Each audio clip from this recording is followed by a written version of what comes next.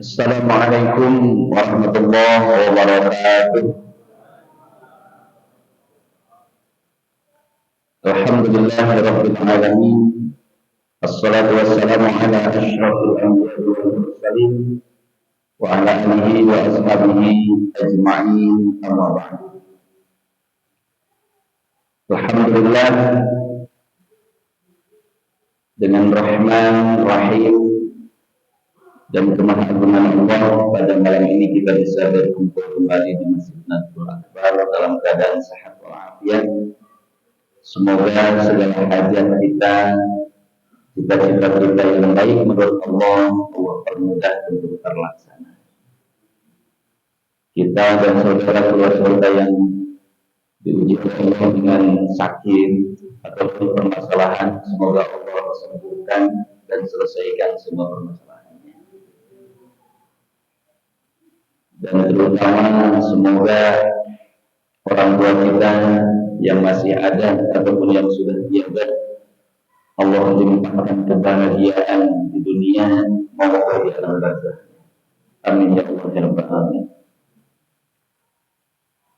Jemaah rahimakumullah, pada kesempatan ini ingin disampaikan tentang 4 hal yang menjadi pedoman umat Islam yang akan membawa dia kepada kebahagiaan dunia dan akhirat. Di antara ulama hadis yang 7 orang itu, 7 orang itu ada Imam Bukhari, Imam Muslim, Imam Ahmad, At-Tirmizi, An-Nasa'i, Ibnu Majah, dan Imam Abu Dawud.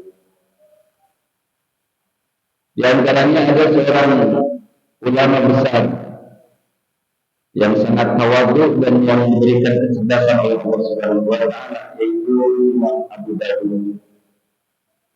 Beliau usianya Allah berikan 72 tahun. Selama 72 tahun itu, kata beliau, katabtu min hadis Rasulullah sallallahu alaihi wasallam khamsimi'ati alfi hadis. Beliau menulis hadis selama hidupnya 500.000 hadis. Banyak tidak?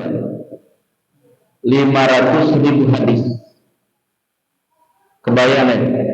Al-Quran yang 6.236 ayat itu tebalnya segitu. Ini 500.000 hadis. Dan itu beliau tulis dengan manual. Kemudian kata beliau, dan aku rangkum kembali, aku pilih-pilih kembali yang sahihnya dari 500.000 hadis itu menjadi 50.000 hadis. Kemudian ada kekhawatiran dalam hati beliau, khawatir jika umat Islam di masa yang akan datang itu tidak bisa membaca 50.000 hadis. Dan benar pada kenyataannya. Ada bapak yang sudah membaca 50.000 hadis? Asal acaranya. Maka beliau dengan kerja kerasnya dari 50.000 hadis itu beliau cek lagi, rangkum lagi menjadi 4.800 hadis. 4.800 hadis. Dan beliau kumpulkan 4.800 hadis itu yang sahih dalam sebuah kitab yang monumental yang disebut Sunan Abu Dawud. Sunan Abu Dawud. Mudah-mudahan kita baca kitab itu. Walaupun kitabnya belum punya, sekarang di digital sudah banyak. 4.800 hadis itu insya Allah sahih. Namun beliau juga ada kekhawatiran, khawatir umat Islam nggak sanggup baca 4.800 hadis itu. Maka beliau dengan kerja kerasnya merangkum lagi dan menyimpulkan Mudah-mudahan umat Islam bisa menguasai, memahami, dan melaksanakan 4 hadis. Dari 500.000 hadis menjadi 50.000 hadis, 4.800 jadi 4 hadis. Mudah-mudahan malam ini kita hafal, paham, dan insya Allah kita laksanakan 4 hadis ini. Dan kata yang dimakan Allah, 4 hadis ini beliau nyatakan jika umat Islam melaksanakan 4 hadis ini, maka insya Allah dia akan selamat dunia akhirat, bahagia dunia akhirat. Maka dari 4 hadis ini beliau munculkan 4 fondasi atau 4 pegangan pedoman umat Islam dalam kehidupan. Yang pertama, manusia, umat Islam khususnya, harus menjalin 4 hubungan yang baik. Hubungan yang pertama adalah hubungan manusia dengan Allah Subhanahu wa Ta'ala, yang disebut dengan hablum minallah. Maka beliau turunkan hadisnya dari 4.800 hadis ini dengan hadis yang paling populer. Dan ini biasa hadis yang mengawali tiap-tiap hadis. Innamal a'malu binniyat wa innamal likulli imri'in ma nawa. Faman kanat hijratuhu ila Allah wa rasulih fa hijratuhu ila Allah wa rasulih. Faman kanat hijratuhu lid-dunya yusibuha aw imra'atin yunkihuha fa hijratuhu ila ma hajara ilaihi. Masyaallah. Kata Rasulullah SAW, innamal a'malu binniyat, sesungguhnya semua amal itu tergantung pada niatnya. Nah, ini fokusnya. Sesungguhnya amal itu semuanya tergantung pada niatnya. Intinya, jalinan manusia itu harus selalu dikaitkan kepada Allah. Siapa yang meniatkan amalnya karena Allah, maka berarti dia hubungan dengan Allahnya sangat baik. Hubungan dengan Tuhannya sangat baik. Maka apapun yang dilakukan oleh manusia, kata Imam Abu Dawud, akan tergantung kepada niatnya karena siapa. Kita ngaji ke sini, kalau niat kita karena Allah, semata-mata melaksanakan perintah Allah, insya Allah berarti hubungan kita dengan Allah baik.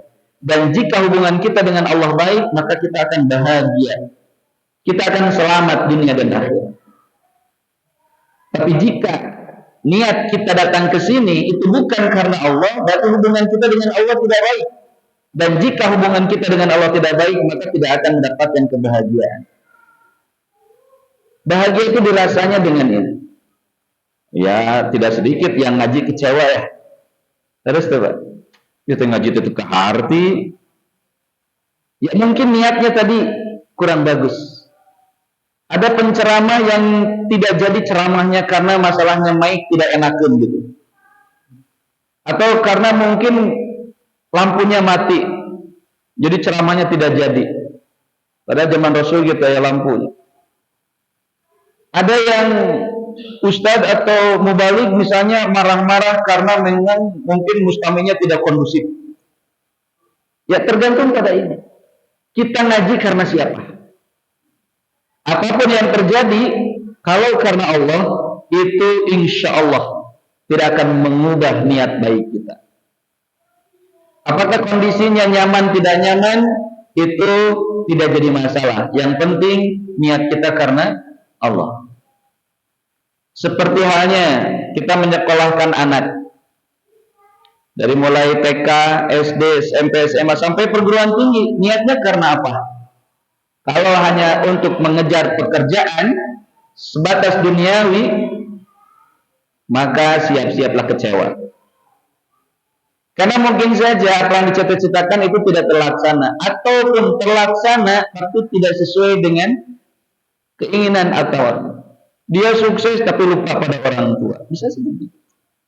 Tapi jika niatnya karena Allah semata-mata ini melaksanakan perintah Allah, maka apapun yang terjadi, Mau dia kerja sesuai dengan dicita-citakan ataupun pekerjaan yang lain tidak apa-apa, karena ini melaksanakan perintah Allah Subhanahu wa taala. Begitupun dalam hal-hal yang bersifat ibadah mahzo ataupun yang bersifat sosial, jika niatnya karena Allah, maka insya Allah kita akan istiqomah. Mual umut kalinuan, mual gedag keanginan, cek bahasa Sunda begitu. Kita akan istiqomah, tidak akan terpengaruh oleh apapun.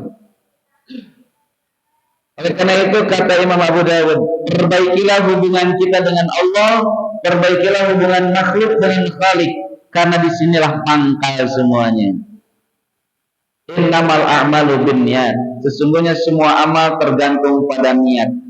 Wa innamal likulli imri'in ma nawa, dan sesungguhnya pahala bagi seseorang itu tergantung niat dia seperti apa. Jika niatnya karena Allah dan Rasulnya, maka dia akan bertemu dengan keridhaan Allah dan kasih sayang dari Rasul. Tapi wa man kanat hijratuhu lidunya, jika hijrahnya, ibadahnya karena dunia, yusibuha, dia akan mendapatkan dunia. Banyak orang yang kaya raya, yang pangkatnya tinggi, dia akan mendapatkan itu, Allah berikan, tapi tidak mendapatkan kasih sayang Allah. Awim meraatin, atau karena wanita, karena waktu itu kisahnya hijrah dari Mekah ke Yasrib ke Madinah itu, ada yang niat hijrahnya itu karena ingin punya istri, itu dia punya istri di sana tapi tidak mendapatkan kasih sayang Allah, maka hijratuhu ila ma hajara ilaihi, hijrahnya, ibadahnya sesuai dengan apa yang dia niatkan. Maka Bapak yang dimakan Allah, marilah apa yang kita lakukan, apapun yang kita perbuat, harus perbaiki niat kita. Lempengkeun heula niatna. Jangan sampai niatnya bukan karena Allah. Apakah itu ibadah mahzo ataupun ghair mahzo, maka luruskan niatnya semata-mata mengharapkan ridha Allah.